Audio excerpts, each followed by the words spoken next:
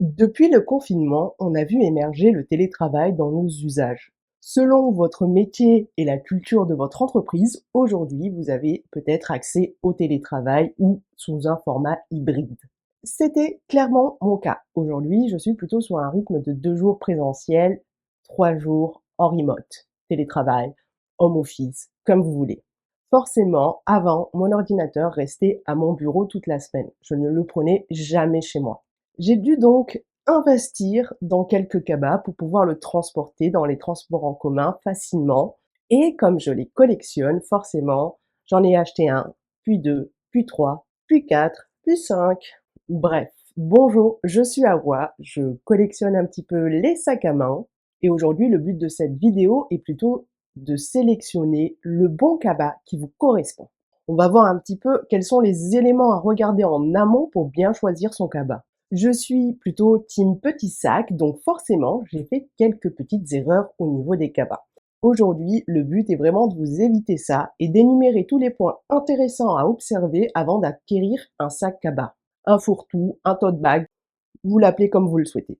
La chose numéro 1 à analyser, c'est de déterminer la taille. Et comment on détermine la taille du cabas qui nous correspond? Tout simplement par ce qu'on a besoin de transporter. Déterminer avant tout le contenu. Par exemple, pour moi, c'est transporter principalement mon ordinateur portable, voire les deux, ainsi que mes écouteurs, qui est plutôt un casque pour se protéger du bruit, mon porte-monnaie, mes clés, un livre, voilà.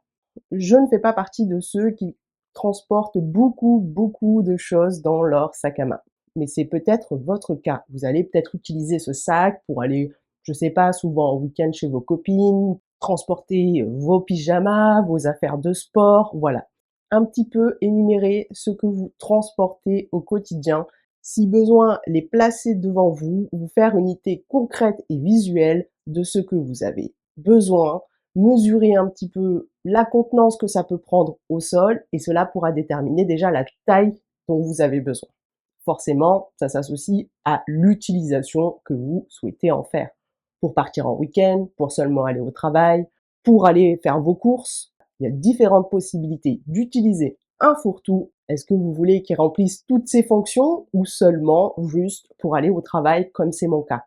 Forcément, en déterminant la taille, il faut assurer aussi de son confort. Cependant, il faut être raisonnable. Une très grande taille peut être quand même impactant sur votre confort. Selon votre gabarit, selon votre quotidien, selon ce que vous transportez, forcément, il y aura des impacts. Donc, plus le sac est grand, plus c'est un petit peu compliqué. L'inverse du sac trop petit, aujourd'hui, on a la mode des micro-sacs. Donc, les histoires de vous avez tel gabarit, vous devez prendre plutôt un sac de cette taille, c'est un petit peu terminé, on est d'accord. On a tendance en plus à dire que les gros sacs sont à nouveau à la mode, mais attention à votre confort. En résumé, pour définir la taille de votre sac, ça dépendra de votre contenu, de la manière dont vous voulez l'utiliser et de votre confort personnel. Il est important de prendre tous ces facteurs pour bien choisir la taille de son cabas. Deuxième point qui me semble intéressant à analyser, c'est les matériaux que vous souhaitez. Selon la composition que vous allez choisir, cela aura un impact sur le sac. Vous avez l'option cuir, tissu, nylon, toile. Vraiment, vous avez un lot de choix en termes de finition. Il faut analyser la durabilité. En fonction de ce que vous avez besoin de transporter, il est important que celui-ci soit résistant, qu'il résiste aux déchirures et qu'il soit aussi facile à entretenir. C'est une notion qu'on oublie un petit peu, mais l'entretien de son cabas pour le garder pendant des années est important. Il y a des matières plus faciles que d'autres. Par exemple, si vous aimez le cuir et que vous voulez aller dans un cuir hyper délicat, noble mais délicat, il faudra donc être minutieux avec votre cabas. Une matière qui est hyper populaire et qui a fait le succès d'une marque, forcément, c'est la toile. Du PVC.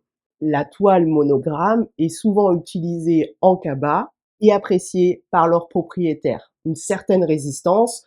Moi, j'ai cette version-là, mais le Neverfull est un iconique dans la matière. Là, on ne parle pas de budget, on parle de matériaux. Il y a d'autres marques premium qui proposent cette typologie de sac, beaucoup plus abordable. Ceci n'est qu'un exemple pour vous dire que cette typologie de matériaux est résistant dans le temps, plutôt facile à entretenir et surtout résiste à l'eau.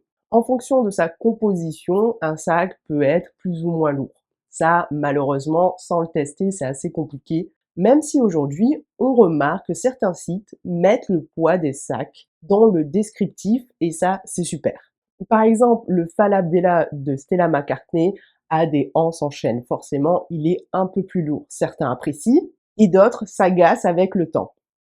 Chacun des matériaux a son avantage et ses inconvénients. Il est donc important de considérer son besoin, ses usages, si on aime prendre soin de ses sacs ou pas, si on veut quelque chose facile d'entretien ou on est prêt à le chouchouter un peu, ça c'est en fonction de vous. Il est important de déterminer la forme qu'on apprécie, si on aime que le sac soit rigide, soit plutôt souple, et ça c'est vraiment propre à vous. Moi, par exemple, j'adore les sacs hyper rigides et surtout de cette forme-là, un peu plus en hauteur, je trouve que c'est parfait pour aller au boulot. Pour transporter mon PC, c'est parfait. Et pourtant, je porte souvent le SIM de Pollen. Mais clairement, cette typologie de sac est typiquement ce que j'aime. En comparaison, le cabas de Pollen est vraiment souple. C'est vraiment un sac hyper souple qui a perdu d'ailleurs un petit peu de sa forme. D'ailleurs, j'ai acheté cette connerie sur H&M, il me restait un peu de sous sur un chèque cadeau. Donc du coup, j'ai pris ça. Mais aujourd'hui, on est là pour en choisir qu'un par rapport à vos usages, mes usages propres. Ben, ça serait pas forcément celui-ci que je sélectionnerais. Autre élément très très important pour moi, ce sont les poignées et le porté que vous souhaitez. On est d'accord que l'élément indispensable, c'est que celle-ci soit robuste. Si vous avez besoin de charger votre sac, la bandoulière doit forcément assurer le poids sur la longévité, être ultra résistant. D'ailleurs, il n'est pas rare de voir les poignées de son cabas s'abîmer plus vite que le reste. Pour le confort des poignées, ça sera propre à votre personne. Nous n'avons pas tous les mêmes préférences, la même morphologie, on aime un porté, l'autre ne l'aime pas, chacun ses goûts. Pour mes cabas, j'adore le porté épaule. Je suis pas forcément fan du porté crossbody avec ce type de sac. Mais en termes de bandoulière, vous avez du choix. Des longueurs différentes, des formes différentes, et cela peut vraiment avoir un impact sur votre confort. Pour exemple, le Woody de Chloé a ses poignées assez reconnaissantes. Longue, pour un porté épaule, avec cette grande bande en cuir qui finalement va être pliée vers le haut pour former en fait cette petite poignée plus fine. Alors, au porté, sur ma morphologie, parce que c'est pas forcément sur tout le monde, je le trouve pas forcément des plus appréciables. Moi, j'aime bien porter en plus mes cabas comme ça, donc forcément là, c'est un petit peu trop gros à mon goût. Et en fait, quand je le mets sur mes épaules, celui-ci est très bien tenu, il englobe très très bien mes épaules et celui-ci un petit peu moins. Ça a tendance forcément à glisser et ça c'est un truc qui peut être gênant. Malheureusement, on peut pas le savoir avant de réellement le porter, mais je l'aime toujours. Le côté esthétique des poignets est intéressant puisqu'il change complètement l'aspect d'un sac. Personnellement, j'aime bien qu'un sac propose différents styles de poignées. C'est le cas sur le On The Go, vous avez des petites poignées pour le porter-main, mais à l'intérieur, vous avez des poignées qui peuvent vous permettre de le porter épaule. D'autres cabas pourront clairement vous proposer les trois options.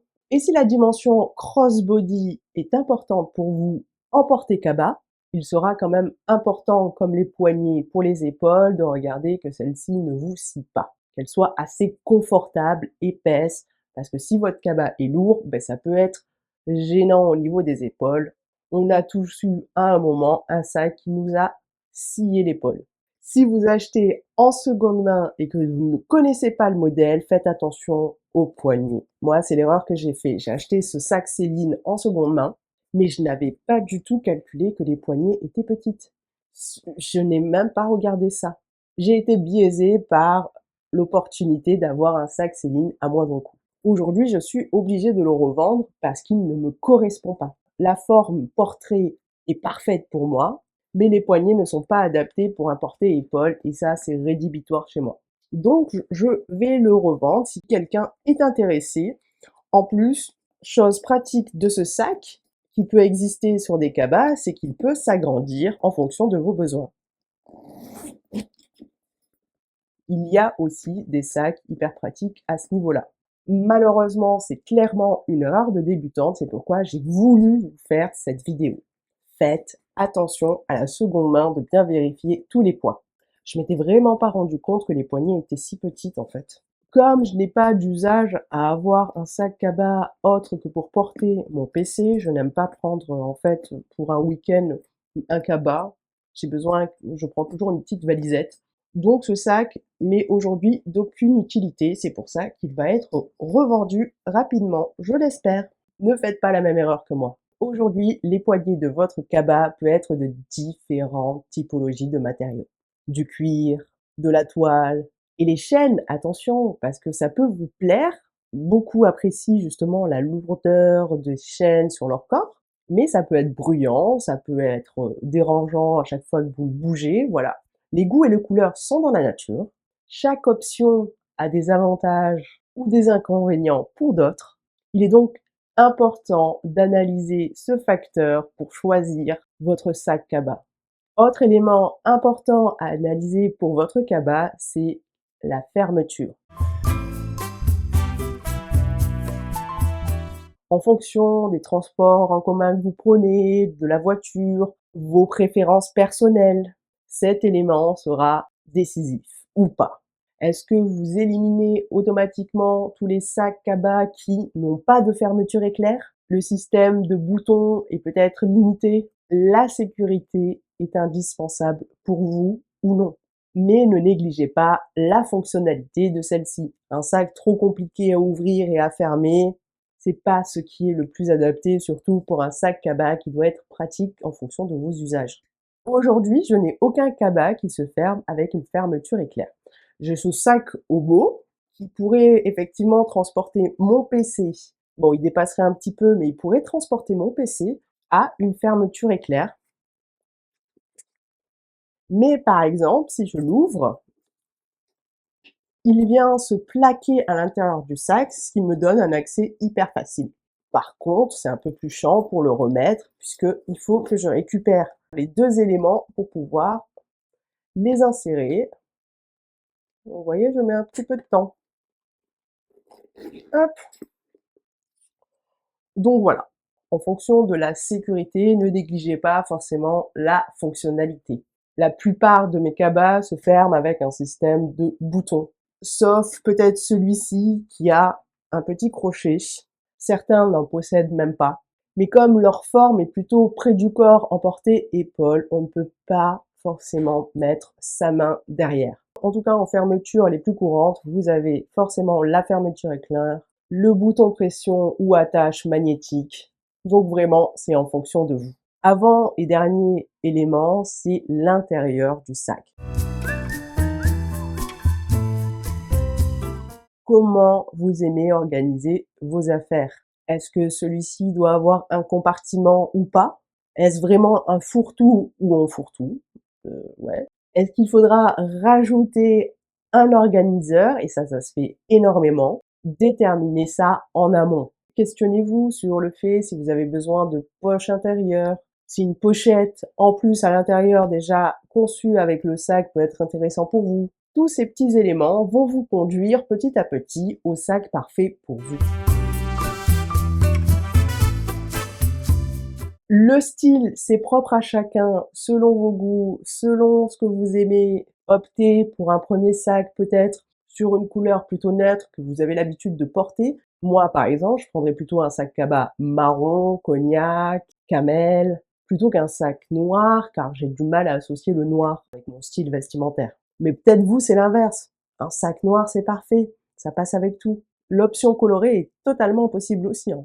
C'est un sac cabas qui peut très bien être utilisé avec un autre sac à main à côté. Pensez à ça d'ailleurs aussi. Est-ce que vous allez l'utiliser avec un sac à main à côté ou pas? Tout cela pourra définir concrètement votre sac parfait et adapté à vous. Bien entendu, reste la question du budget. Quelle somme vous souhaitez mettre dans ce sac? Forcément, en fonction de ça, soit les critères vont se réduire, soit finalement vous allez être encore plus exigeant. Si je devais choisir aujourd'hui un sac parmi tous mes sacs Kaba, ça serait clairement celui-ci. On oublie la marque, hein, on oublie le style, hein, on parle vraiment de la forme parce que celui-ci me correspondrait parfaitement. Même si j'adore le format portrait, par la taille de celui-ci qui est assez petit, qui permet de maintenir parfaitement mon sac avec une poche à l'intérieur, bref, pour moi c'est un petit sac parfait, avec l'option aussi du porte-épaules. Franchement, pour moi c'est vraiment celui-ci que je garderai si je devais en choisir qu'un. Même si je trouve que ce format est plus adapté pour transporter des PC. Il faut vraiment que je vous parle de cette marque. Elle est vraiment top. Bref, voilà un petit peu les éléments qui pourront vous aider à sélectionner le bon sac Kaba qui vous correspond à vous. Si vous identifiez d'autres critères, n'hésitez pas à le mettre en commentaire. Merci d'avoir regardé cette vidéo, j'espère qu'elle pourra vous aider dans votre choix du Kaba parfait. Certains de ces éléments peuvent très bien s'appliquer sur le choix d'un sac à main aussi. Je vous dis à tous à très bientôt. Bye.